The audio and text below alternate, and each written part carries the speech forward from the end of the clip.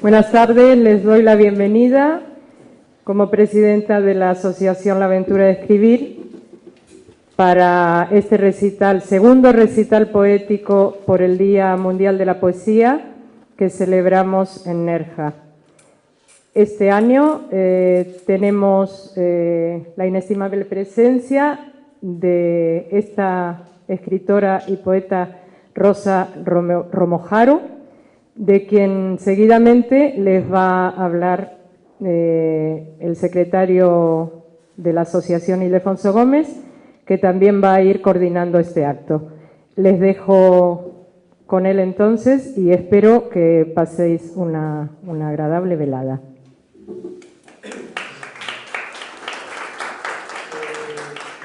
me imagino que no es necesario que utilicemos el micrófono. No, quizá para la lectura. En primer lugar, muchísimas gracias por compartir con nosotros este Día Mundial de la Poesía, que desde hace ya como unos 20 o 21 años viene organizando la UNESCO. La poesía es una manifestación que aúna a los pueblos en el diálogo, en la circulación de ideas, de compartir la palabra, la creatividad y sobre todo la innovación.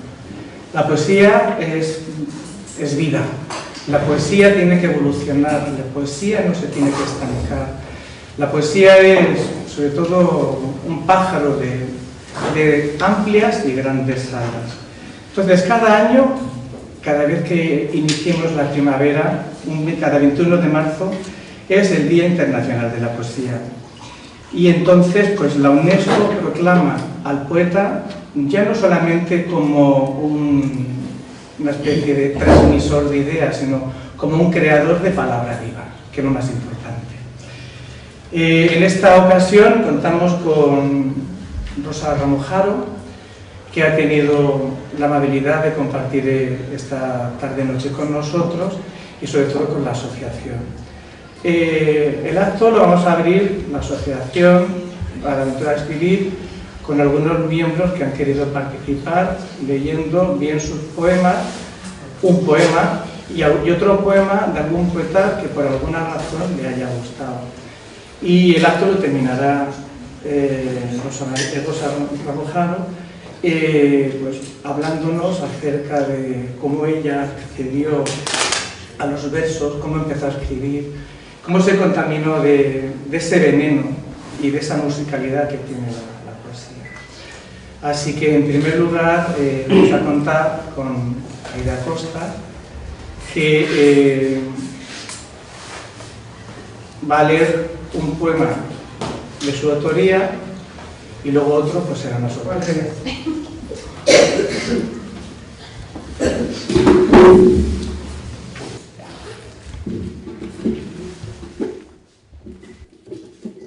Yo primero quiero presentar a la poeta que traje en este Día Mundial de la Poesía, y siendo esta universal, me he alejado un poco de la geografía española, acercándome al mismo tiempo a mi tierra de origen. Con esta escritora contemporánea, aunque ya no está viva, cuyo aporte se caracteriza por lo cercano y espontáneo, además de comprometido con su entorno social, dando prioridad a las mujeres, a los niños. María Elena Walsh nació en Buenos Aires, capital de Argentina, en 1930 y murió en 2010, dejando tras de sí una extensísima producción de diferentes géneros artísticos, siendo considerada y valorada como poetisa, novelista y narradora, además de juglaresa, compositora, guionista de teatro y televisión. Pero ante todo fue poeta, y en las demás vertientes siempre habrá un componente sustancial de poesía. En 1947 publicó su primer libro de poemas, Otoño Imperdonable, que le valió el reconocimiento del gran Juan Ramón Jiménez y de otros escritores de la talla de Borges y Neruda. Su influencia poética fue la del siglo de oro español y la línea neorromántica del 40. En la década del 60 publicó la mayor parte de sus libros infantiles, como Tutú Marambú, El reino del revés y So Loco, entre muchos otros. Desde 1974 a 1997 escribió también numerosos textos para adultos, por ejemplo, El diablo inglés y el último de su vida, Manuelita, ¿dónde vas?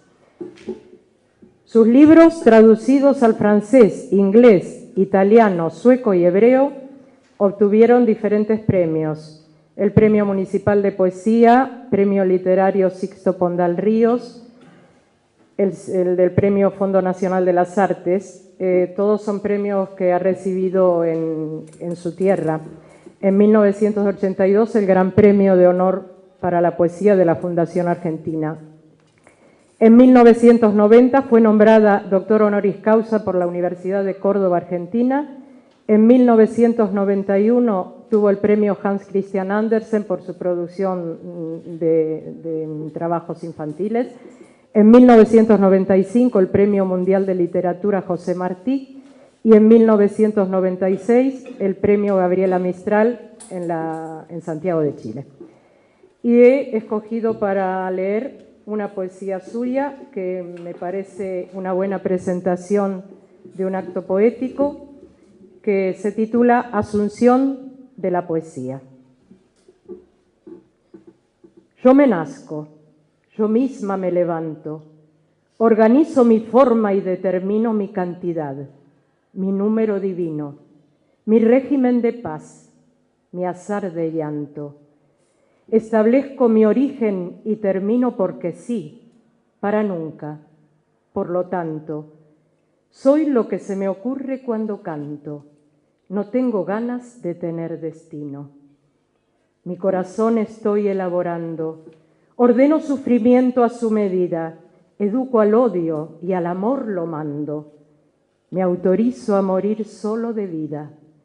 Me olvidarán sin duda, pero cuando mi enterrado capricho lo decida. Me siento responsable del rocío, por mi culpa la piedra está callada.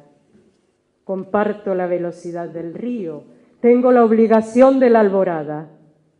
Me importa demasiado el mundo, ansío su condición de lágrima y espada.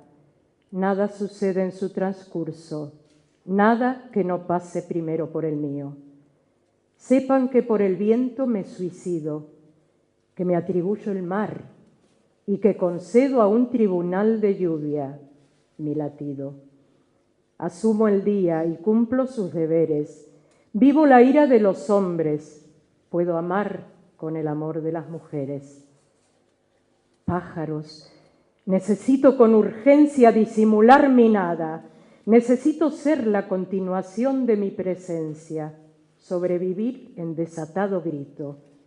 Me da mucha vergüenza el infinito, me humilla la sagrada permanencia. Queriendo desafiarlas, me repito en obras de amorosa trascendencia.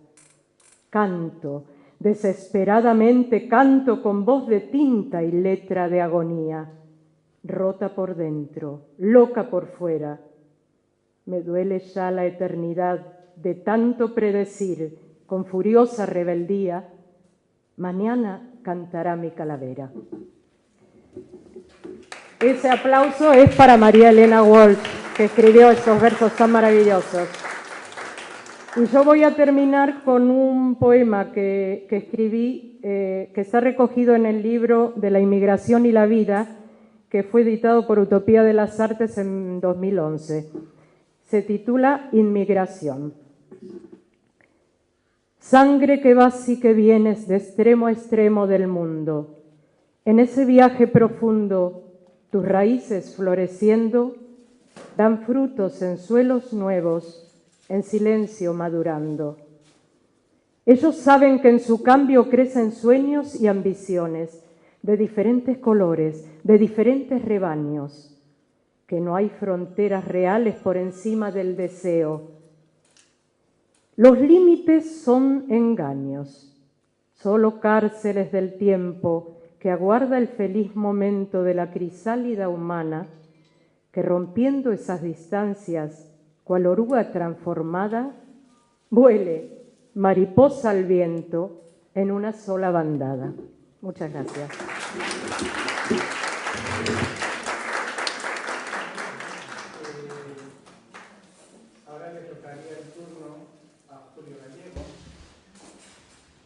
que sucederá lo mismo, un poema de su propia autoría y otro poema que se me falla la memoria, creo que es de Pablo Neruda.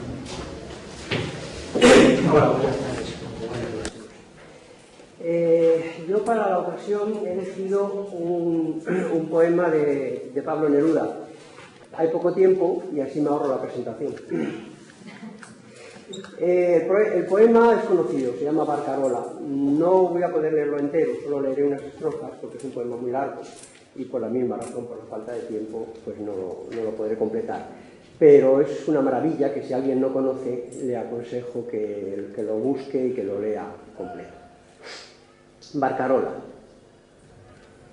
Si solamente me tocaras el corazón, si solamente pusieras tu boca en mi corazón, tu fina boca, tus dientes, si pusieras tu lengua como una flecha roja allí donde mi corazón polvoriento golpea, si soplaras en mi corazón cerca del mar, llorando, sonaría con un ruido oscuro, con sonido de ruedas de tren con sueño, como aguas vacilantes, como el otoño en hojas, como sangre, con un ruido de llamas húmedas quemando el cielo, sonando como sueños o ramas o lluvias o bocinas de puerto triste.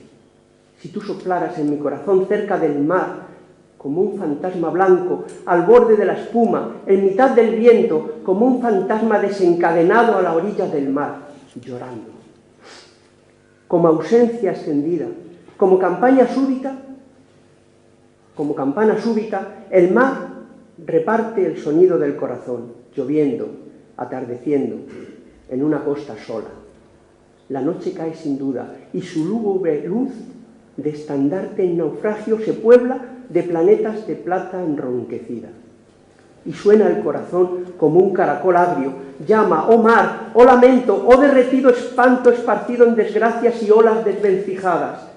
De lo sonoro, el mar acusa sus sombras recostadas, sus amapolas verdes. Bueno, es un poema dedicado al amor, desde la soledad, desde la lejanía.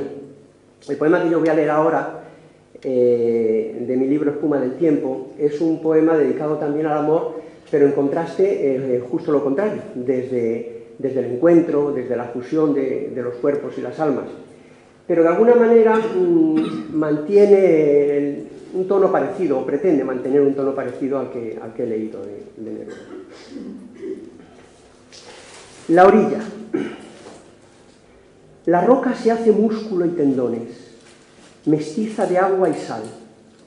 La espuma, un soplo de alma dubitante.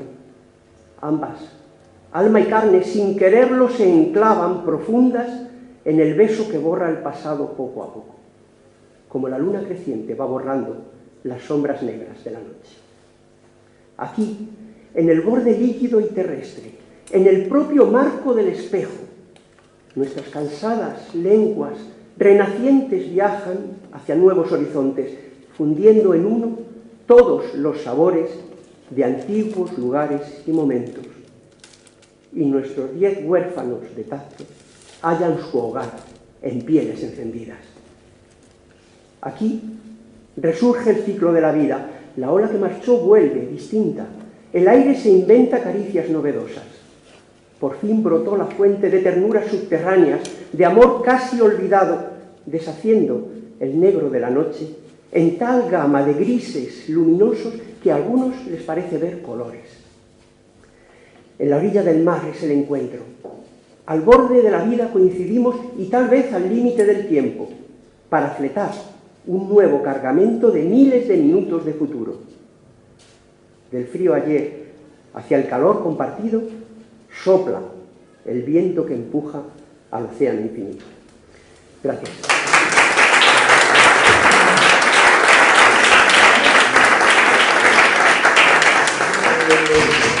Siguiendo, como vamos por orden alfabético, ahora me toca a mí. Soy Ildefonso Gómez y yo he cogido un poema. Yo soy hijo de los 80. La mala intención que fue creciendo con los años, pero yo a los 80 era muy ingenuo. Y sin embargo aquí hay un poema que retrata muy bien los 80. La primera vez que lo oí porque no lo leí, lo oí de la boca de Juan José Tellez, que es un poeta gaditano, algecireño, paisano de Rosa. Pues a mí se me angustió el alma y se me encendió el corazón.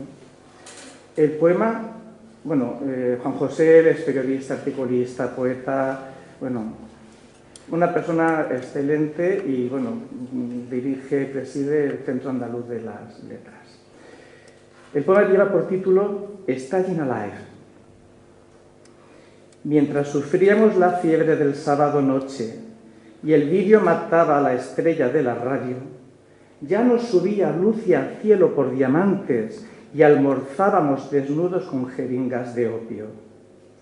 Esferas luminosas reinaban en las discos, entre botas de plata y pantalones ceñidos. Había otro mundo afuera, a la intemperie, el de los golpes de Estado y la justicia imposible.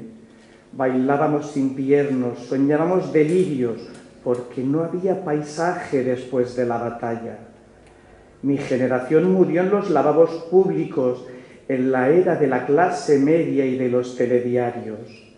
Almorzaron el placer con el virus del miedo y el tiempo fue cortándome ese traje a medida.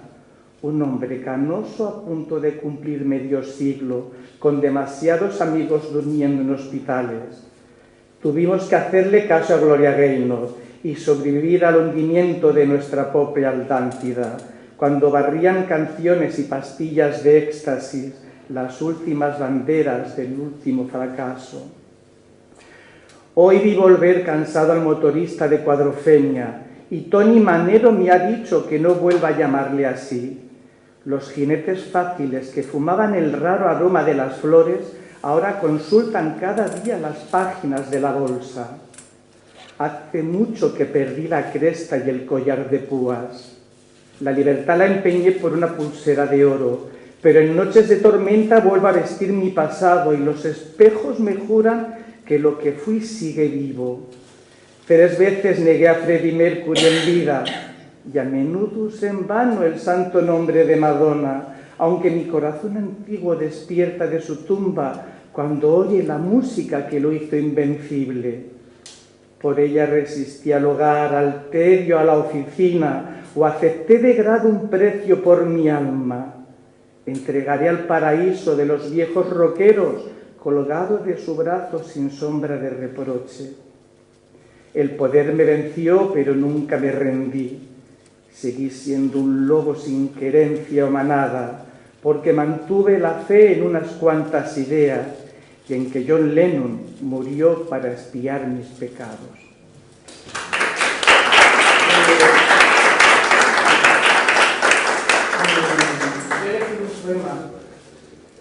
Que titulé La jornada. Las jornadas algunas veces son duras, otras veces son livianas, pero hay veces que los días salen a pan duro, a pan seco, y otras veces los días se te pasas y saber que se te pasa el tiempo, que te tienes que morir y que esto es una constante carrera. Como el motorista de Cuadrofeña, llega un momento que llegas al abismo y dices, pues aquí esta es una de mis jornadas. Lento se prolonga el día, en una jornada merecedora de ganarse el pan dulce y tierno, como la voz de la madre que anima a comerse el mundo. Batallas va ganando el día de nuevo en ese ciclo de luz y oscuridad. Sol y luna. Polos de realidades que se alejan, que convergen para plasmar rutinas en laberintos donde se pierden las respuestas que nunca fueron pronunciadas. Gracias.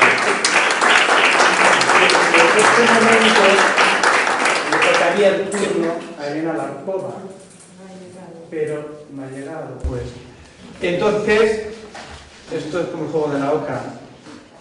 Tiro, porque le toca a Luisa Serrano.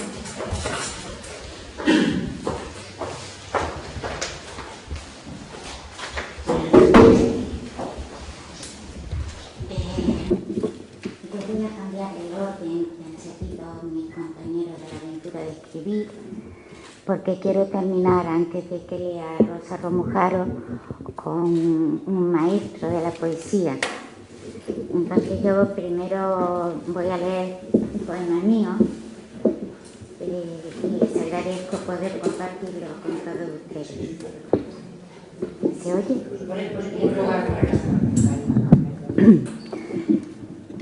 Que primero voy a leer un poema, eso sí se oye. Vale.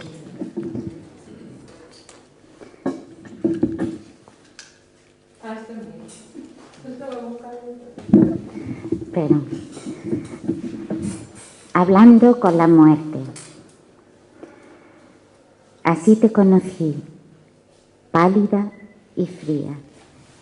Así te llevo siempre cual bandera, como si para mí la vida fuera, tras tu visión, camino sin porfía. Encaminada a ti, viviendo el día, ¿para qué encaramarse en anaqueles? ¿Para qué cabalgar sobre corceles blancos o rojos? ¿Qué nos cambiaría? El rechazo de luchar con los codos desde que te afronté es mi debate y es para mí vivir el mejor modo. Pues me importa que lo que me arrebate tu llegada, ya que te harás con todo, no haya sido materia de combate.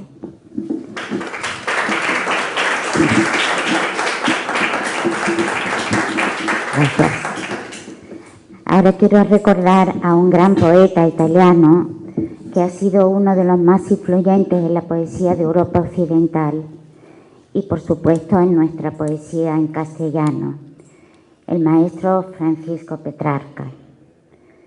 Petrarca nació y murió en año terminado en 4, del 1304 al 1374. Y también por esto he querido recordarlo, porque este año 2014 en muchos ambientes poéticos se conmemora su aniversario. De Petrarca he elegido un soneto de su cancionero, de las rimas en Vida de Laura, la rima 132. S'amor non è. Si no es amor, ¿qué es esto que en mí siento? Y si es amor, ¿cuál es su natural? Si bueno, ¿cómo su afecto es mortal? Si malo, ¿cómo es dulce su tormento? Si de voluntad ardo, ¿qué lamento? Si a mi pesar, el lamentar, ¿qué valga? Oh viva muerte, oh deleitoso mal, ¿quién te dio en mi poder si no consiento? Y si consiento, sin razón me quejo. Entre tantos contrarios va mi nave metida en alta mar y sin gobierno, tan falta de saber, de error tan grave, que no sé lo que digo o lo que dejo, pues tiemblo de verano, ardo de invierno. Muchas gracias.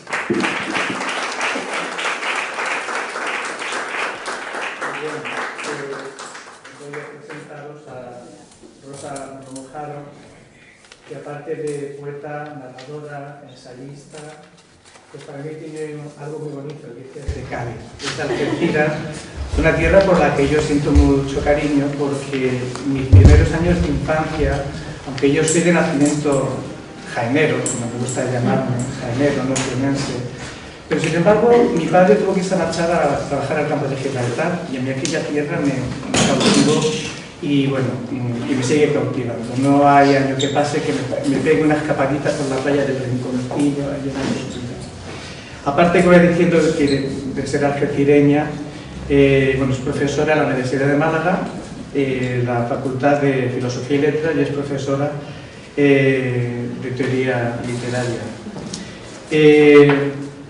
Su obra poética es muy extensa, al igual que la cantidad de galardones, ¿no? Creo que me oyen bien, ¿verdad? Sí. La cantidad de galardones que tiene también es extensa.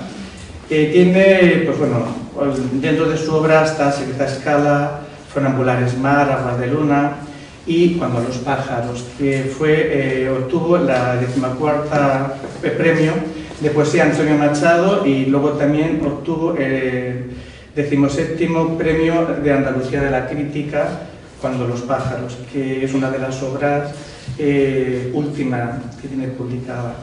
Luego, aparte de eso, tiene premios como Ciudad de Salamanca, el Jaén de Poesía, y luego también el Día de Andalucía de las Letras por su trayectoria literaria y profesional. Así que ha publicado también ensayos muy punteros que han servido también a muchos estudiosos de la poesía del siglo de oro y sobre todo de la actualidad. Así que dejo con ustedes a Rosa Ramos Haro y su poesía.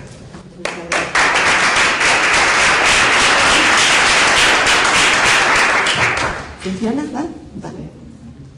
Muchísimas gracias, bueno, a Luisa, en primer lugar, por la invitación tan cariñosa a la asociación, que tiene un nombre tan bonito, La Aventura de Escribir.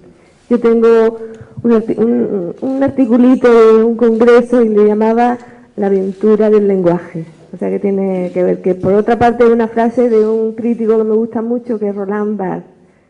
Y La Aventura del Lenguaje, más o menos lo mismo.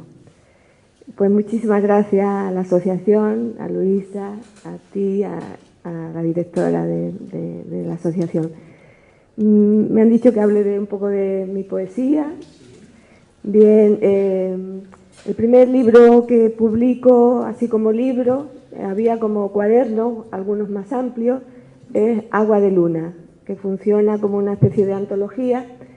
Y entonces se puede ver ya la trayectoria que en aquellos años, porque yo empecé, yo me recuerdo escribiendo de toda la vida, pues, por ejemplo, hacía unos periódicos, yo quería ser periodista y mis padres salían de viaje o salían por las noches, ¿no?, de juerga, y yo hacía unos periodiquitos que luego les leía.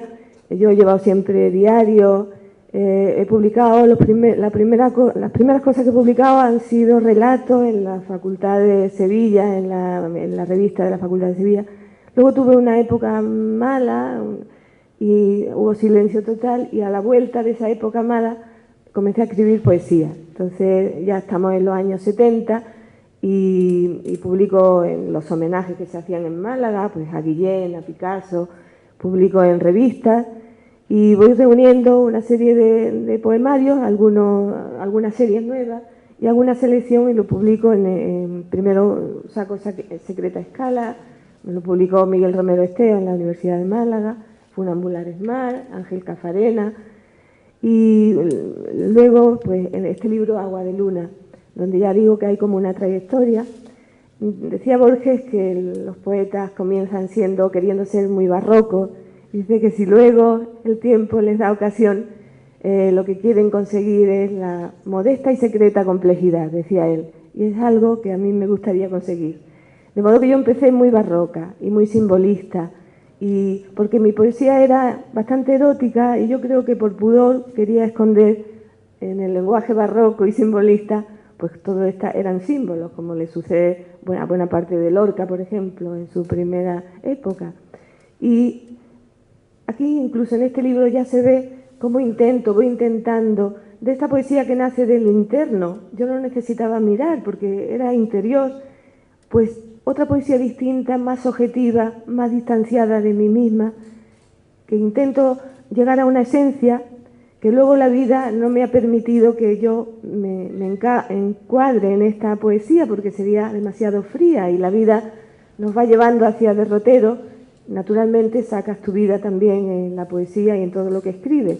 De modo, esta poesía objetivista que tanto me apasionaba, yo he tenido que llenarla de esta pasión, pero como quería distanciarla al mismo tiempo, yo creo que aquí también se ve, o en toda mi poesía, sobre todo de la primera parte, se puede ver una tensión entre el deseo de distancia y la pasión que desborda, y ahí hay una tensión.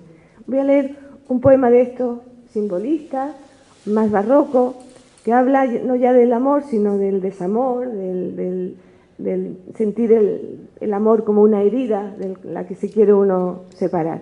Se llama Rito. Voy a leer este poema más simbolista y luego otro más esencial.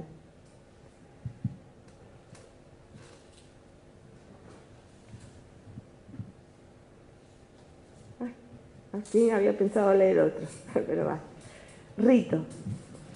Bañarse en este río y ungir la piel de almizcle desnuda de la sombra que queda como un lienzo deslizado en la orilla tiene efectos de láudano, de opio de amapolas, lasitud del olvido, agua dulce acotada por una sola imagen. La sal de los océanos hiere como el diamante el cristal de los ojos. No más mar sin acero, ni islas de papel japonés como la luna. Agua de luna dulce bebida en esta copa, en los labios besada que la besan. Es de Agua de luna.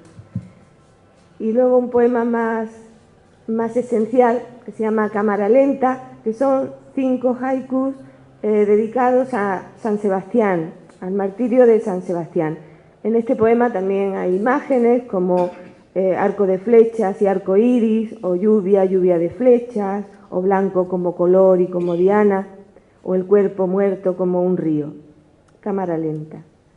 Los arqueros afinan la punta de sus flechas. Sebastián mira. No ven el arco, los ojos en la altura, solo la lluvia. Terso el costado, la flecha de marfil acierta el blanco.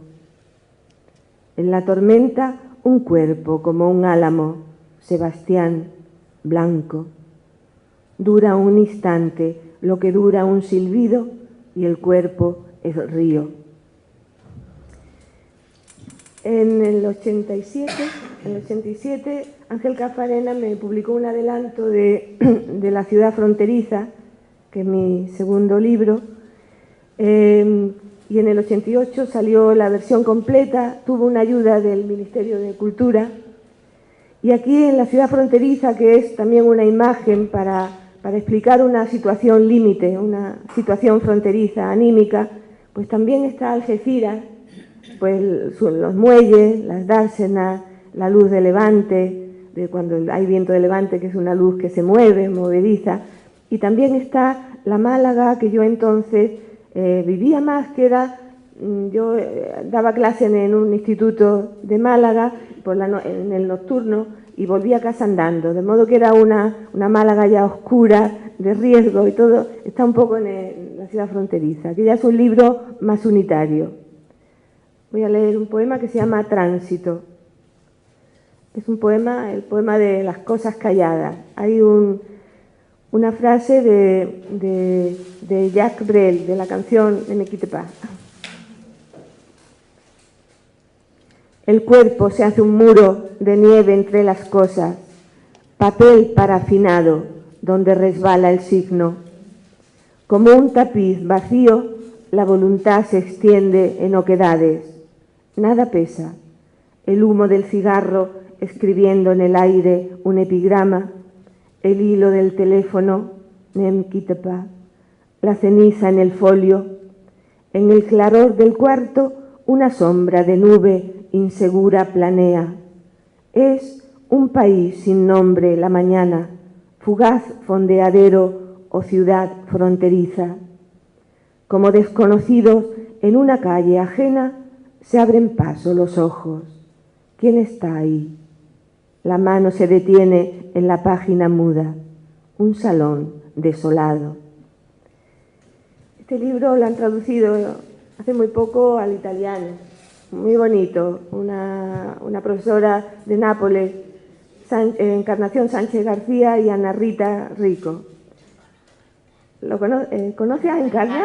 Oh, qué maravilla de mujer, ¿no? ¿De qué la conoce? Pues de cuando yo estuve en Nápoles. Ajá, vale. Sí. Qué majísima, ¿verdad? Pues lo ha traducido muy bonito. Iba a leer, pero ella me ha dicho que lea como no poemas tan oscuros, quizás un poquito más claros, ¿no? Yo leo lo que... Bien, desde La ciudad fronteriza a mi siguiente libro hay bastante tiempo, porque me dedico pues a estos ensayos. Es muy difícil compatibilizar pues la vida entera, ¿no? Decía también Severo Sarduy que hay que elegir, ¿no? Que hay que pagar, decía él. que parece que cuando creamos de un lado tenemos que destruir del otro. De modo que es muy difícil llevar la vida de ama de casa, ¿no? de madre, llevar la vida de profesora. Era más fácil cuando estaba en el instituto, porque salía y me dedicaba a escribir. Y al día siguiente volvía al instituto.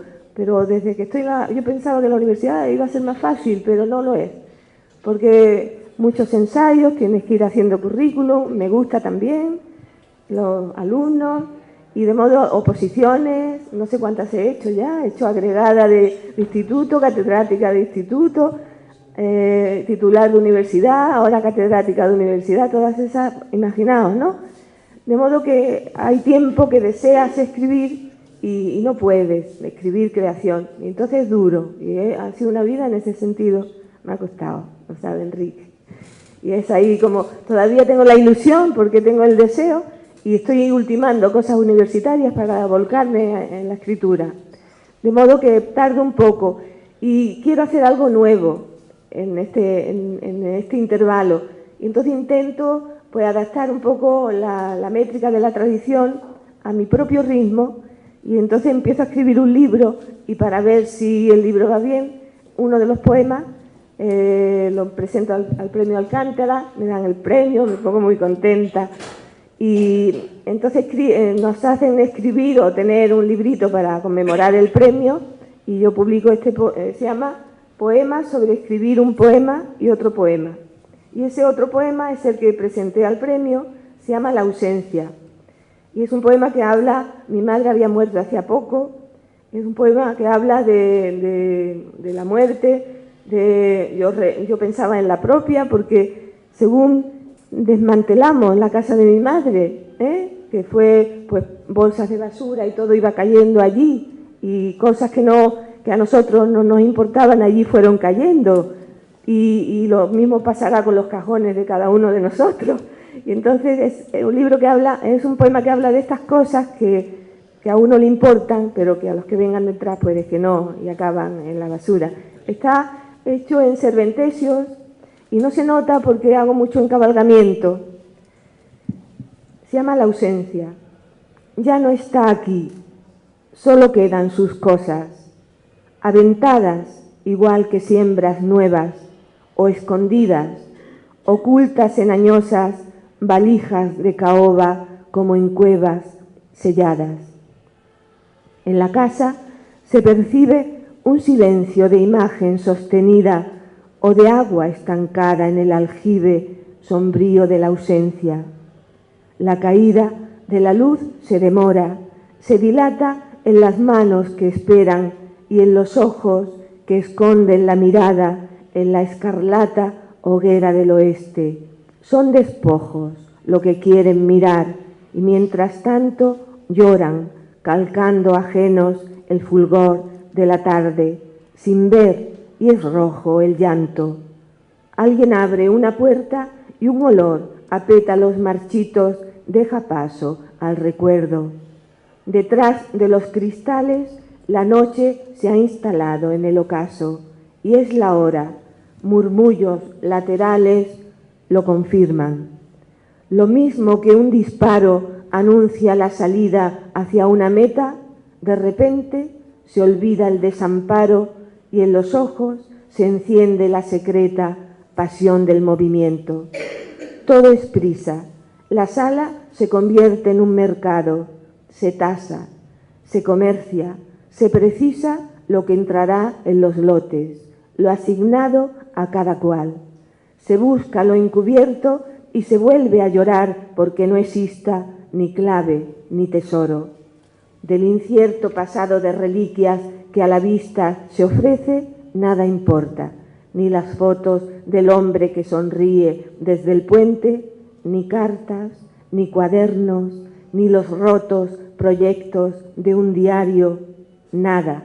Enfrente, la luna es una fruta que madura en un árbol y tarda su caída lo que tarda en caer a la basura que las bolsas recogen una vida.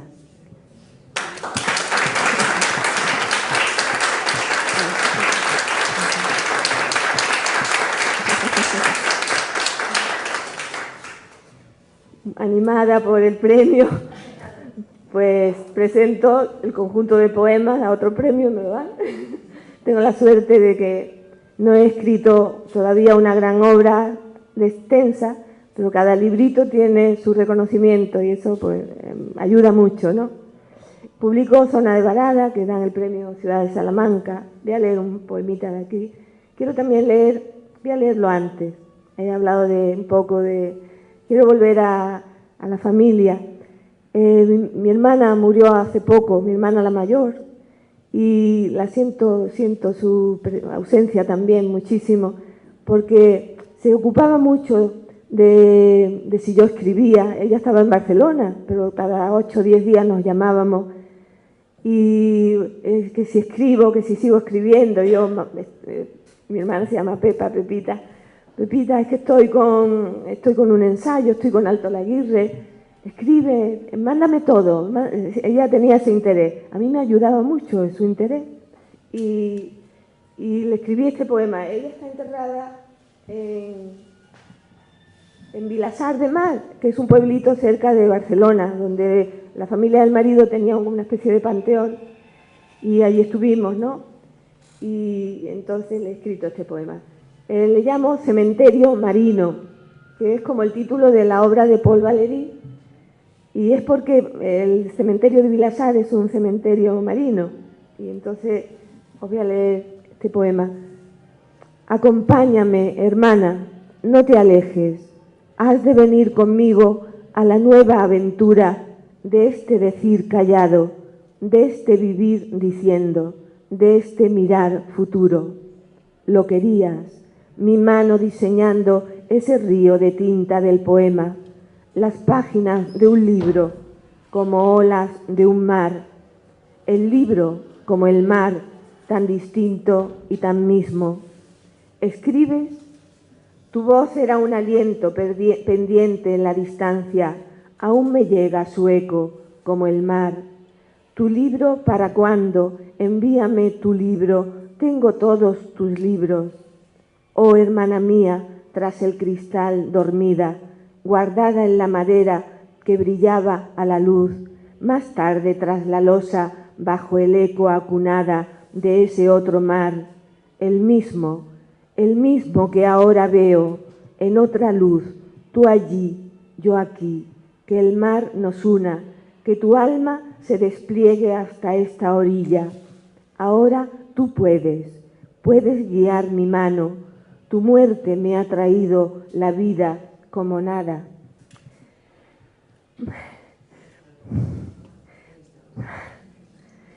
Puedes andar mi senda, ese poco de tiempo que aún pedías. Es la primera vez que me emociona tanto. Puedes cumplir...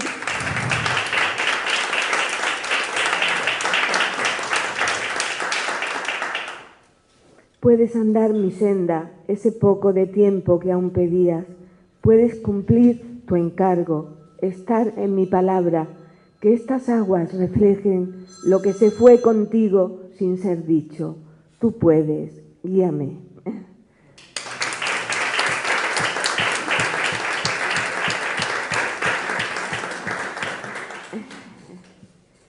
Bien, voy a leer uno de Zona de Varada. ¿Estáis a gusto? Sí. ¿Sigo otro poquito? Otro. Voy a leer.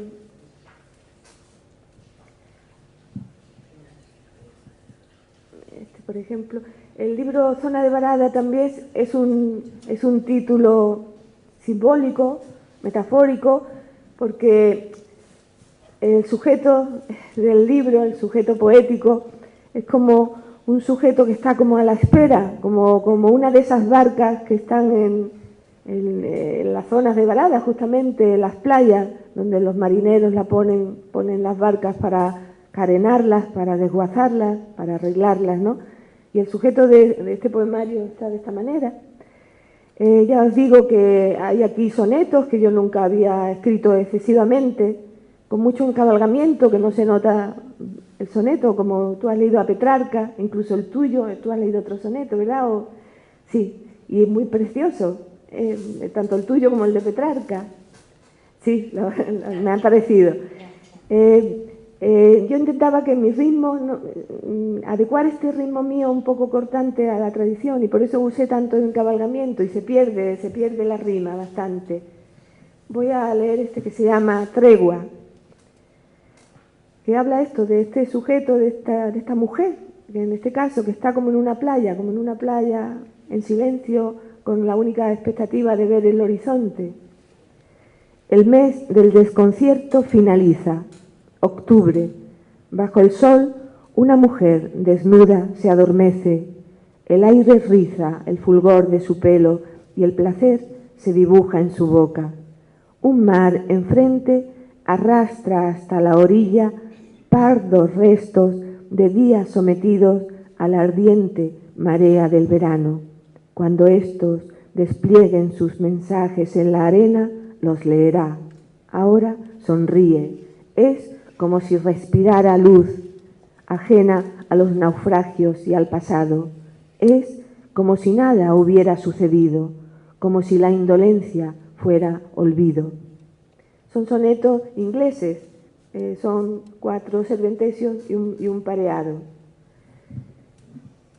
Voy a leer de mis 2 últimos libros, que son poemas de Teresa Hasler, donde creo un heterónimo, Teresa Hasler, que pienso algún día retomarla en algún relato. Tiene como en los demás libros, uso mucho la figuración semántica, o sea, las imágenes, las metáforas, y aquí le doy una nueva voz a este personaje y cambio incluso de figuración, y ya es una figuración más sintáctica, más de anáforas, pues de repeticiones, de reiteraciones. Aquí en este libro se habla del tiempo recluido en los espacios. Se habla del pasado, pero se habla de los espacios donde sucedieron las cosas, de las azoteas, de la casa donde se vivió, y es como una especie de... a mí me gustan mucho los poemas que son como instantáneas, fotográficas, del espacio donde uno está. Realmente la poesía es un poco eso, fijar el espacio y el tiempo, ¿no?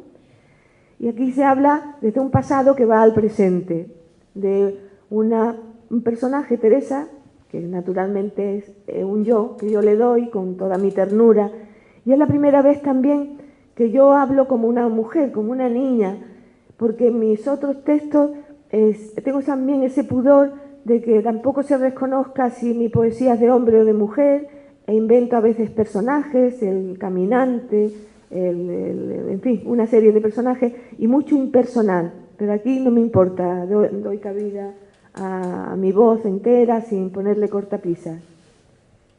Voy a leer unos poemas que hablan de la niña, ¿no? La niña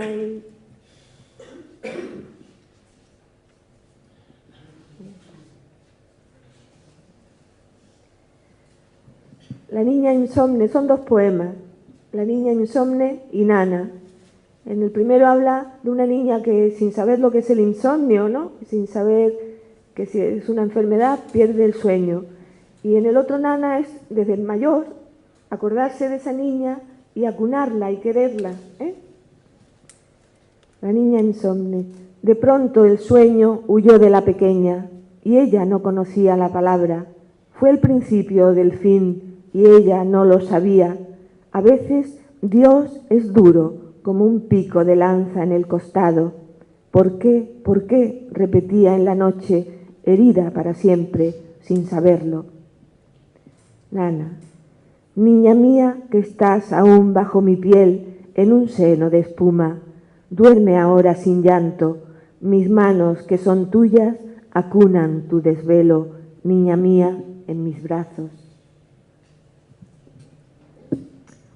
Otro también de niña, Rincones.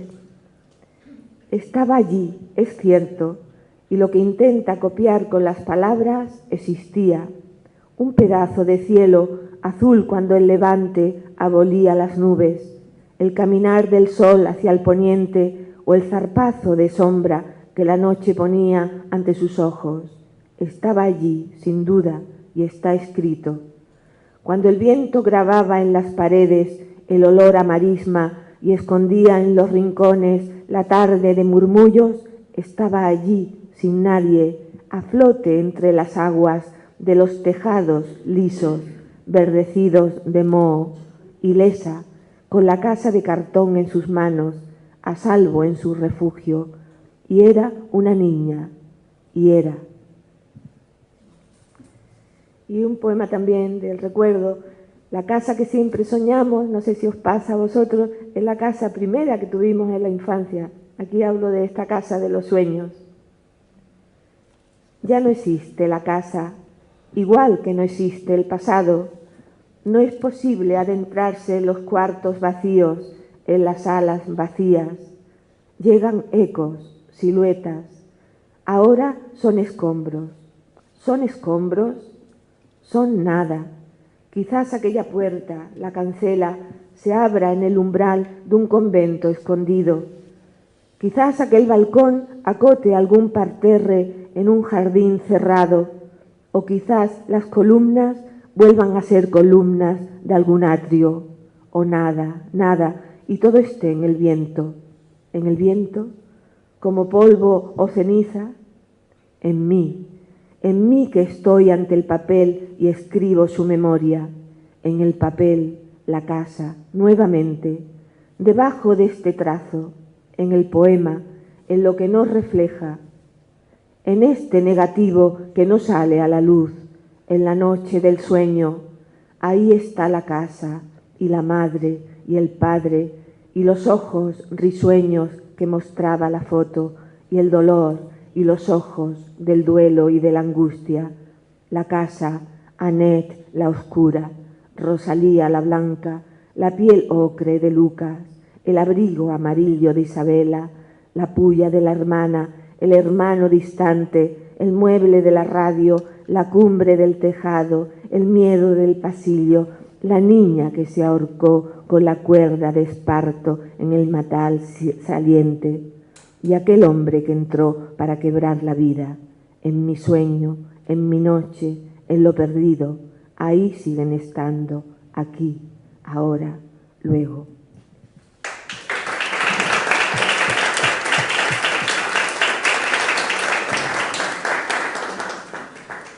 Esta niña que se ahorcó, sucedió en casa de mis padres.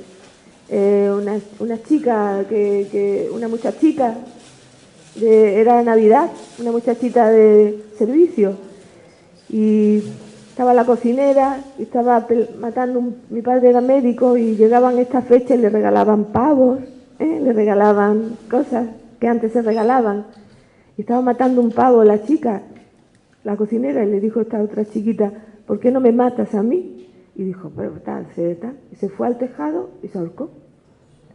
Fue horrible, y es una cosa que está ahí en la memoria, ¿no? De aquí voy a leer, el otro día me invitaron en Algeciras, un grupo de mujeres, el Día de la Mujer Trabajadora, me invitaron, me dio mucha ilusión, porque todo lo que venga de allí me da mucha ilusión, pero lo encontré natural, y es lo primero que dije. Estaba intentando acabar 2 artículos que todavía no he acabado, acababa de no sé qué, y lo encontré natural, que me llamaran a mí, que estoy trabajando todo el día. Y leí un poema que tiene que ver con este no poder escribir cuando se está en tantos frentes distintos, ¿no? Se llama Conjuro al espectro del poema.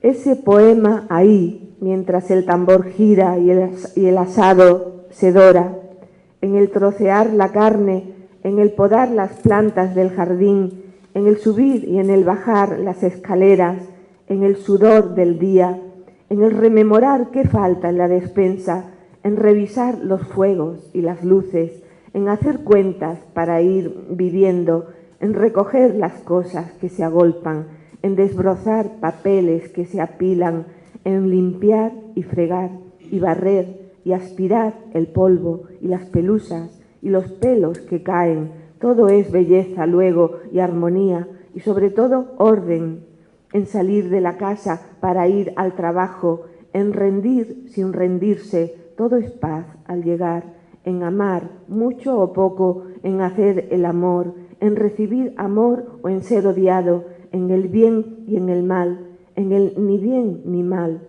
Ese poema aquí. Amén.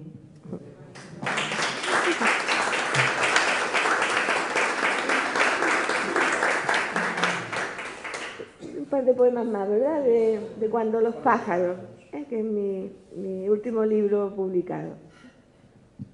En Cuando los pájaros, sobre todo, me dieron primero el premio Antonio Machado, y cuando fui a recogerlo, yo me planteé, ¿qué hay en mi poesía que tenga que ver con Machado? ¿No? Para un poco. Y entonces, pues eso, vi que en este libro pues estaban las estaciones, el paisaje, que tanto le importaba a Machado, estaba también el mal, estaba en el libro, y me acordaba yo de La tierra de Álvar González, donde es un poema que a mí me ha impactado siempre, por ese crudo mal que hay entre esos hijos que matan a ese padre y matan a ese hermano, ¿no? Y bueno, y sobre todo había un deseo de escribir, un sobreponerse a la derrota, ¿no?, que él había sufrido cuando murió su mujer, Leonor, ¿no? Él quedó tocado totalmente cuando se recluyó en Baeza, y cómo se sobrepone, al fin nunca volvió a ser el mismo, ni su poesía la misma, pero cómo la palabra le ayuda. De modo que aquí está, si bien la literatura en general, y la música, y las artes, son terapia de vida, decía Graham Greene, que no podía entender cómo uno podía estar sin estas cosas y no morir de espanto ante la vida, ante el pánico, no caer en la locura, y todo esto sirve mucho en general a la literatura. Pero también cuando deseamos escribir es la palabra, ¿no?, la palabra la que nos salva de todo esto. Y aquí hay una salvación por la palabra también. Y hay una fusión también con la naturaleza, algunos poemas de fusión, y está el bien, está el mal. Y luego todo esto sucede cuando sucede también una anécdota que por eso le llamo Cuando los pájaros, Y hay pájaros como en el oeste, pájaros buenos y pájaros malos. Los pájaros buenos son los que uno conoce, los que vienen a tu terraza, ya los conoces el trino de alguno que siempre hasta a esa hora está. Estos son los pájaros buenos. Y los pájaros malos son los que, por ejemplo, la vecina con los agapornis en algún momento, que al contrario te impiden en poder escribir y todo esto, ¿no? Y por ahí anda esa anécdota, ¿no?, de lo que sucedía cuando yo escribía este libro. Voy a leer La mujer de la tarde. Una mujer sentada ante la orilla en el otoño de la playa desierta, como una hoja de arce entre dos páginas de un libro, borrando con su cuerpo las líneas de la arena, como algo puesto ahí que un día se descubre confundido en el ocre. Es media tarde y es la misma mujer. Hay un poema de fusión con la naturaleza que tiene que ver también con el paisaje que aquí tenéis. Nosotros hemos veraneado muchas veces en Maro. Teníamos aquí amigos, los Giner de los Ríos, y luego teníamos una amiga checoslovaca en Maro, que nos cedía su apartamento y luego su chalecito, y veníamos mucho. Entonces aquí puede estar Maro, por ejemplo, se llama Transfiguración, un poema. Es el centro del mundo, el corazón del mar en medio de la tierra. Aquí está su latir, un corazón abierto en esta hora roja que balbucea líquida. El trazo de las aves se oscurece y advierte desde el cielo su último clamor. Lo demás ya es un eco que persiste en la roca y en la pulpa del cráneo. Lo demás son rumores que preludian la noche a un gris en las arenas. Un pájaro abatido en sus estrías marca su sombra tenue como de piedra lisa, y la piedra arrumbada más allá responde con su sombra de ala en las alturas. Confusión de la noche que todo tergiversa. Las algas en la orilla naufragan el aroma remoto de los tiempos. Hora de las hogueras, simulacros distantes de un declinado sol que incendia los perfiles, réplicas excitadas de la inasible luz, lámparas de la ausencia. Los ojos en la escena, desde la gradería de guijarros, dan fe de lo que ocurre bajo el acantilado. El relevo del día, la entrada de otra luz que entenebra la cala, el trueque del reguero amarillo en la fragua del oro por la estela de plata en el embés de azogue, como si alguien se hubiera mirado en otro espejo, como si el mismo espejo observara otra imagen. En esta hora, cuando el mar se ennegrece y pide ser la mar, aún las chicharras suenan en las lomas tras el cerco de pitas, no sirenas que con su canto obliguen al regreso. Aquí solo el mar canta su latido y deshace ataduras con lo que quedó fuera.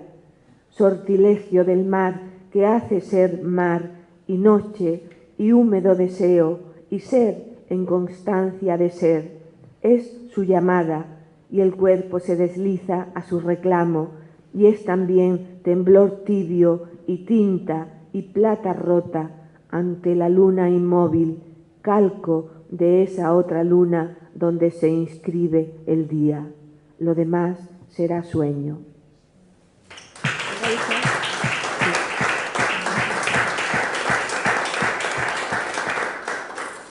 Ya voy a terminar. La última parte se divide en dos partes, vuelos y el valle.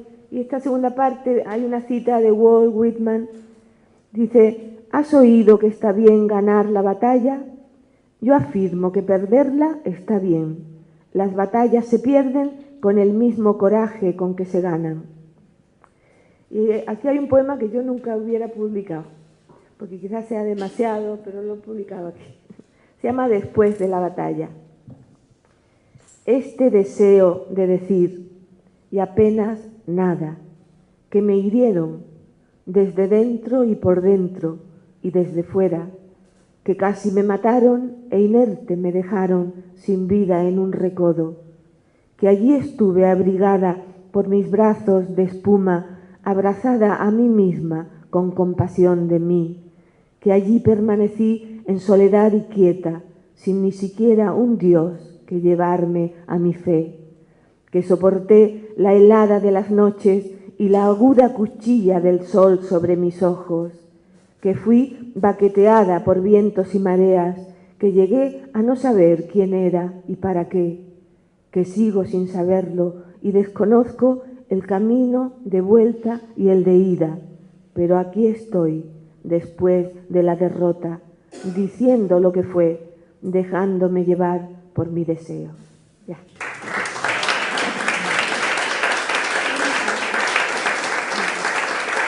Gracias.